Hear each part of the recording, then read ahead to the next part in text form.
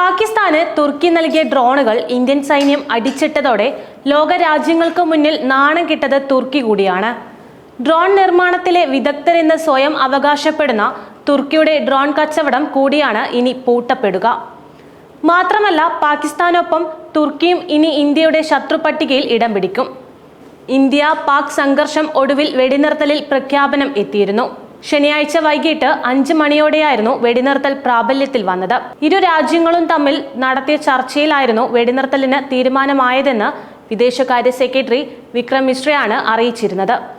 എന്നാൽ ഇത് പ്രാബല്യത്തിൽ വന്നതിന് അല്പസമയത്തിന് ശേഷം തന്നെ പാകിസ്ഥാന്റെ ഭാഗത്തു നിന്നും ഡ്രോൺ ആക്രമണവും ഉണ്ടായി. പാകിസ്ഥാനിലെ സൈനിക ഓപ്പറേഷന്റെ ഡയറക്ടർ ജനറൽ കഴിഞ്ഞ ദിവസം ഉച്ചയ്ക്ക് ഇന്ത്യയിലെ DGMOയെ വിളിച്ചെന്നും ഇന്ത്യൻ സമയം 5 മണിയോടെ കര, വായു, കടൽ മാർഗമുള്ള വെടിവയ്പ്പുകളും സൈനിക നടപടികളും നിർത്തിവെക്കുമെന്ന് ഇരു രാജ്യങ്ങളും സമ്മതിച്ചതായുമായിരുന്നു വിക്രം മിശ്ര വാർത്താ സമ്മേളനത്തിൽ വ്യക്തമാക്കിയത്.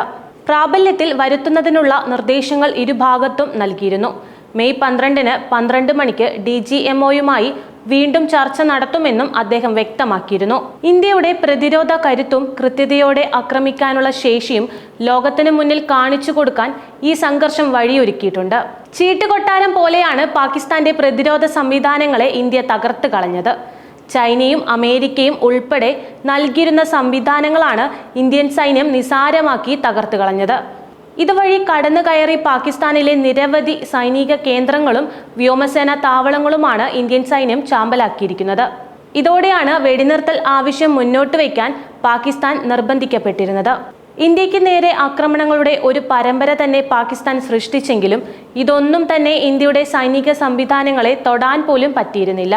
ഡ്രോണുകളെയും മിസൈലുകളെയും ആകാശത്ത് വച്ച് തന്നെ ഇന്ത്യയുടെ S-400 ട്രയംഫ് ഉൾപ്പെടെയുള്ള പ്രതിരോധ സംവിധാനങ്ങൾ തകർത്ത് എറിയുന്ന കാഴ്ചയാണ് ലോകം കണ്ടത്. ഈ സംഘർഷത്തിൽ പാകിസ്ഥാൻ മാത്രമല്ല, അവരെ സഹായിക്കാൻ ആയിരക്കണക്കിന് ആധുനിക ഡ്രോണുകൾ നൽകിയ തുർക്കിയും ലോക രാജ്യങ്ങൾക്ക് മുന്നിൽ വല്ലാതെ നാണം കെട്ടിരിക്കുകയാണ്. ഡ്രോൺ നിർമ്മാണത്തിലെ വിദഗ്ധരെന്ന് സ്വയം അവകാശപ്പെടുന്ന തുർക്കിയുടെ ഡ്രോൺ കച്ചവടം കൂടിയാണ് ഇനി പൂട്ടപ്പെടുക. ഒരു റിസൾട്ടും ഉണ്ടാക്കാൻ ശേഷിയില്ലാത്ത തുർക്കിയുടെ ഡ്രോണുകൾ വെറുതെ നൽകിയാൽ പോലും ഇനി പാകിസ്ഥാൻ പോലും വാങ്ങാൻ സാധ്യതയില്ല. മെയ് 8-ന് രാത്രി ഇന്ത്യയിലെ 36 കേന്ദ്രങ്ങൾ ലക്ഷ്യമിട്ടായിരുന്നു പാകിസ്ഥാന്റെ ഡ്രോണുകൾ ഇന്ത്യയിലേക്ക് പറന്നെടുത്തിരുന്നത്. പക്ഷേ അവയൊന്നും ഇന്ത്യയുടെ പ്രതിരോധ സംവിധാനങ്ങൾ നിലം തൊടിയിച്ചില്ല. പിന്നീട് വന്ന ഡ്രോണുകളും ഇന്ത്യൻ സൈന്യം വെടിവെച്ചിട്ടു. തുർക്കി നിർമ്മിതമായ അസിസ്ഗാർഡ് സോങ്കർ ഡ്രോണുകളാണ് പാകിസ്ഥാൻ ഇന്ത്യക്കെതിരെ ഇറക്കിയിരുന്നത്. ഡ്രോൺ അവശിഷ്ടങ്ങളുടെ ഫോറൻസിക് പരിശോധനയിൽ തുർക്കി നിർമ്മിത അസിസ്ഗാർഡ് സോങ്കർ ഡ്രോണുകളാണ് അവയെന്നാണ് പ്രാഥമിക നിഗമനമെന്ന് വാർത്താ സമ്മേളനത്തിൽ കേണൽ സോഫിയ ഖുറേഷിയും വിംഗ് കമാൻഡർ വ്യോമിക സിംഗും പറഞ്ഞിരുന്നു. തുർക്കി ആസ്ഥാനമായുള്ള പ്രതിരോധ കമ്പനി അസിസ്ഗാർഡാണ് സോങ്കർ ഡ്രോണുകളുടെ നിർമ്മാതാക്കൾ. 2019 ഏപ്രിലിൽ ഇവ ആദ്യമായി നിർമ്മിക്കുകയും 2020 ഫെബ്രുവരിയിൽ വിജയകരമായി പരീക്ഷണം പൂർത്തിയാക്കുകയും ചെയ്തു. പിന്നാലെ തുർക്കി സായുധ സേനയ്ക്ക് ഡ്രോണുകൾ കൈമാറി.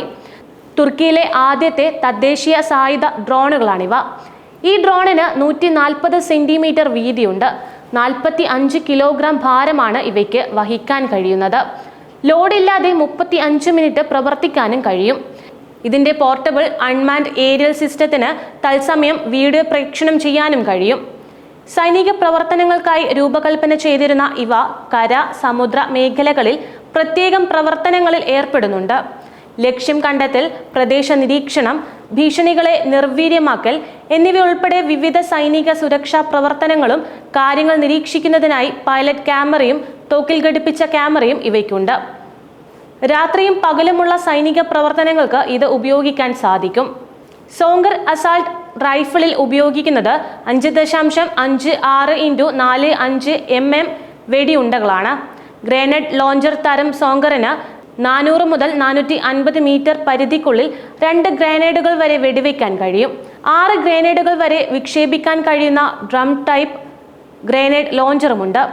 ടിയർ അല്ലെങ്കിൽ സ്മോക്ക് ഗ്രനേഡ് ലോഞ്ചറിന് 8 ഗ്രനേഡുകൾ വരെ വെടിവെക്കാൻ കഴിയും. സൈനികർക്കൊപ്പമോ മറ്റു ഡ്രോണുകൾക്കൊപ്പമോ സംയുക്തമായി ആക്രമണം നടത്താൻ രൂപകൽപ്പന ചെയ്തതാണ് സോങ്കർ ഡ്രോണുകൾ. സോങ്കർ ഡ്രോണുകൾ പൂർണ്ണമായും സജ്ജമായിരിക്കുമ്പോൾ ഇവയുടെ പരമാവധി ടേക്ക് ഓഫ് ഭാരം 45 കിലോഗ്രാം ആണ്. സമുദ്രനിരപ്പിൽ നിന്ന് ശരാശരി 2800 മീറ്റർ ഉയരത്തിലും ഭൂനിരപ്പിൽ നിന്ന് 400 മീറ്റർ ഉയരത്തിലും ഇതിന് പ്രവർത്തിക്കാൻ കഴിയും. തുർക്കിയുടെ ഈ ഡ്രോണുകൾ ഉപയോഗിച്ച് ഇന്ത്യക്ക് ഒരു പണി കൊടുക്കുക എന്നതായിരുന്നു പാകിസ്ഥാൻ കണ്ടിരുന്ന ഒരു സ്വപ്നം. പാകിസ്ഥാന്റെ വ്യോമ മേഖലയിലേക്ക് ആഭ്യന്തര രാജ്യാന്തര വിമാനത്താവളങ്ങൾ രാജ്യാന്തര യാത്രാ വിമാനങ്ങൾ പറക്കുന്ന സമയത്ത് അവയുടെ മറവിലായിരുന്നു പാകിസ്ഥാൻ ആക്രമണം നടത്തിയിരുന്നത്.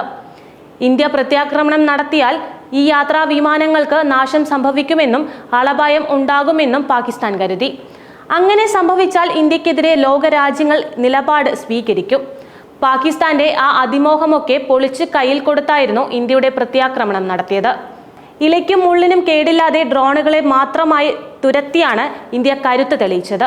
മാത്രമല്ല, പാകിസ്ഥാന്റെ വ്യോമാക്രമണ ശ്രമങ്ങളെയെല്ലാം തന്നെ വിഫലമാക്കിയത് ഇന്ത്യയുടെ റഷ്യൻ നിർമ്മിത വ്യോമ പ്രതിരോധ സംവിധാനമായ S-400 സുദർശൻ ചക്രയാണ്.